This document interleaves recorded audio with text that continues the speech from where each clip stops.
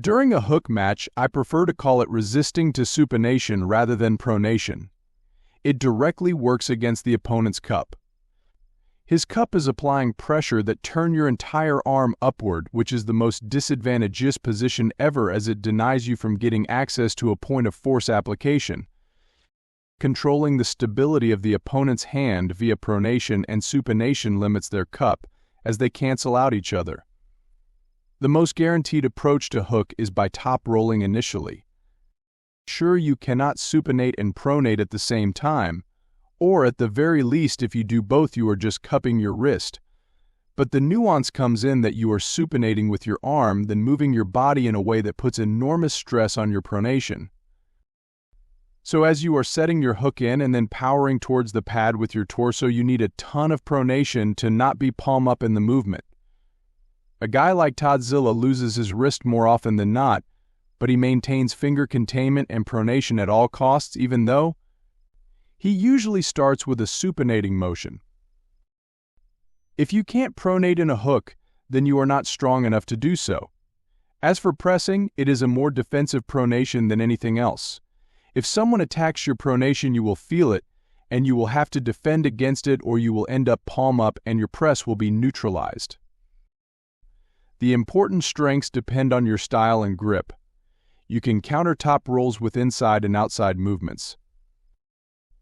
If you want to contain and drive sideways, you'll need stronger clamping pressure, so fingers and a wrist, so that you can contain the back pressure and pronation of the opponent.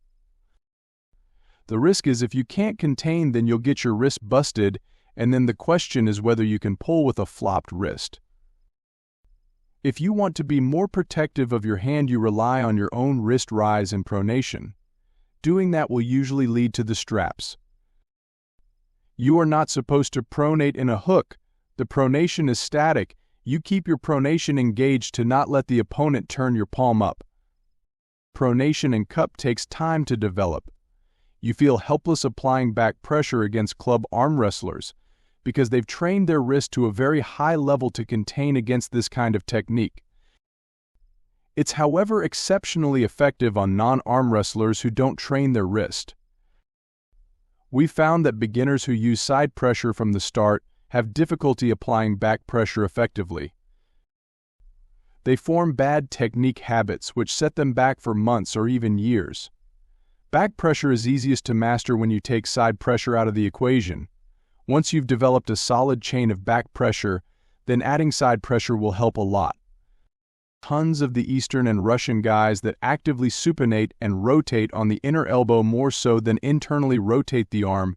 You might see matches like this with Yordantonev or Boshidar or Vrej.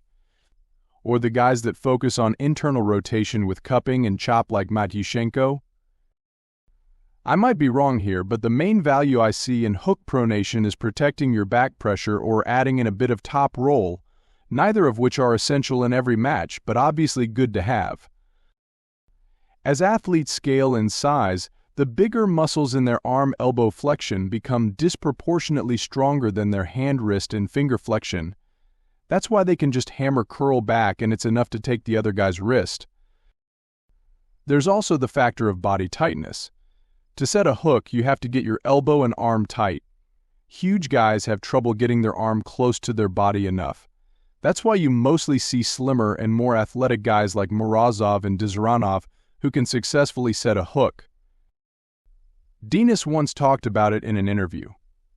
He said that arm wrestling is very biased towards those who don't want to arm wrestle but runaway top rollers. So starting in a straight wrist is actually punishing the ones who actually want to arm wrestle instead of going out of other person's hand. Side pressure is a close-ranged shotgun that does not have many bullets. Fingers, hand, and wrist positions is what grants you access to a point-blank range so that you don't need to waste too many bullets from your most powerful gun.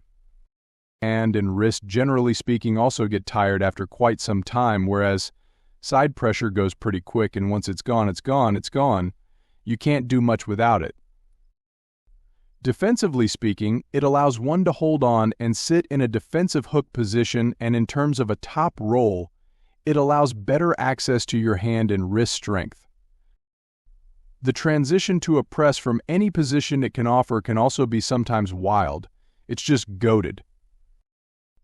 You grab someone low in a hook dad move if you are significantly stronger than your opponent. By doing this, it amplifies the amount of pressure they can generate from their elbow while nullifying a lot of the pressure they can apply from their wrist. When you grab low, it's much more of a defensive style meant to stop weak but fast top rollers. If you are the top roller who is getting grabbed low, your ability to attack someone's fingertips and use tricks in the setup are now gone. Finding ways to generate more power from below your wrist is now your top concern. Deep inside moves become much more viable.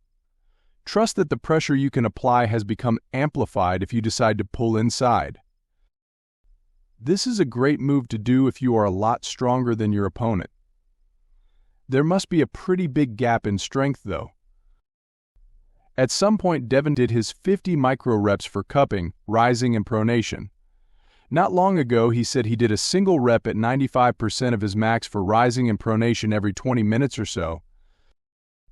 Todd Hutchings has a very sophisticated style of training. He goes by some form of conjugate training. From what I know, Levan and Irakli train at very high intensities at low reps. Ongarbayev does high reps and lower weight. Most top roll-to-prollers have a ton of posting strength. Next time you grip up with someone, tell them to simply post like a hammer curl, and you'll see that your fingers are already getting attacked. From there, the pronation is the easy part. It may be the case that you can't post hard enough, so you're basically trying to top roll-to-proll through their entire cup and hand, instead of just their outstretched fingers. You also need to keep your radial deviation during the post-the-wrist motion of trying to touch your bicep with your thumb with a straight hand. If your wrist dumps while posting, you're back to trying to pronate through their entire hand. Next practice, see how those two things feel posting hard and keeping radial deviation. All that said, it's fine to focus on hooking, maybe even preferable if you're a relatively new puller. It's good to have options, but don't let top roll-to-proll training get in the way of improving your hook even more. A good top roll-to-proll is about setup and speed more than raw power. Against an opponent of equal or greater strength, I have to be really crafty with my setup and the ready go.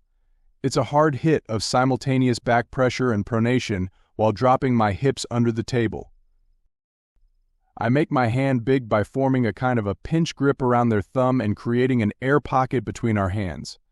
This gives their hand less of a purchase on mine. It'd be easier to show you obviously. For a flop press, you also need to protect it for the same reason. You might not really realize you're doing it, but in order to maintain optimal pressing position, you have to stay pronated.